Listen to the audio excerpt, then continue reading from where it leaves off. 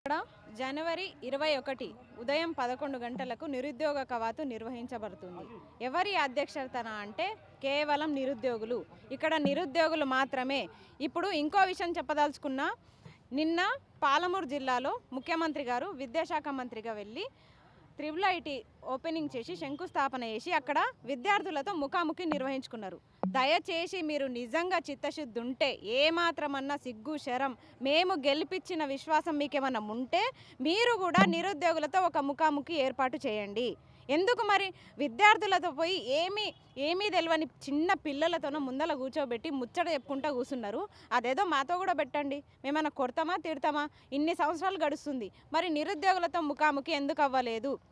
మా వల్ల పదవులు పొందిన నాయకులు ఈరోజు మౌనం ఎందుకు వహిస్తున్నారు? మీరు మా తరపు నుంచే పదవులు పొందిరు కదా. మీరు ఒకరు ఫిబ్రవరిలో అంటారు, ఒకరు జూన్లో అంటారు, ఒకరు ఏప్రిల్లో అంటారు, ఒకరు మార్చిలో అంటారు. అసలు మీకే కరెక్ట్ ఆన్సర్ లేదు. నోటిఫికేషన్లు ఎప్పుడు వస్తాయని ఏడాదిలోపే 2 లక్షల ఉద్యోగాలు అన్నారు. దీనికి సమాధానం చెప్పండి. మాకు కావాల్సిందల్లా 2 లక్షల నోటిఫికేషన్లు మాత్రమే.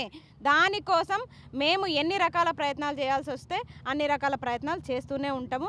అందులో భాగంగానే ఈ నిరుద్యోగుల కవాతుకి ప్రతి జిల్లాల నుంచి, ప్రతి ఇంటి నుంచి ప్రతి నిరుద్యోగి కూడా వచ్చి విజయవంతం చేయాలి. కేవలం ఈ నిరుద్యోగ కవాతు అనేది రాజకీయ నాయకుల గుండెల్లో గుబులు పుట్టించాలి. అది గుర్తుపెట్టుకోండి. ఎందుకంటే ఇక్కడ ఉండే 10 మందిని వీళ్ళు నిరుద్యోగులు కాదు, వీళ్ళు పేడ్ ఆర్టిస్టులని మమ్మల్ని బద్నాం చేస్తున్నారు. మీ తరపు నుంచి మేము ఎన్ని మాటలు పడడానికైనా సిద్ధమే.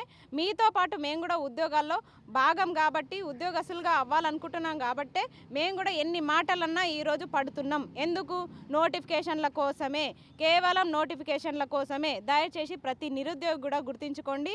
అందరూ కూడా హైదరాబాద్ తరలి వస్తే మాకు మద్దతుగా ఉన్నట్టుంటుంది, మాకు బలం ఉన్నట్టుంటుంది. ఎందుకంటే మేము 10 మంది మేము ముందలు ఉంటున్నాము, పడుతున్నాం కాబట్టే వాళ్ళు అంటున్నారు. మీరు ఎవరు వెనకాల వస్తలేరు కాబట్టి మీరు అందరూ ఆ రోజు 21న వచ్చి ఈ నిరుద్యోగ కవాతుని జయప్రదం చేస్తే వీళ్ళు ఖచ్చితంగా 3 రోజులు నిద్రపోరు.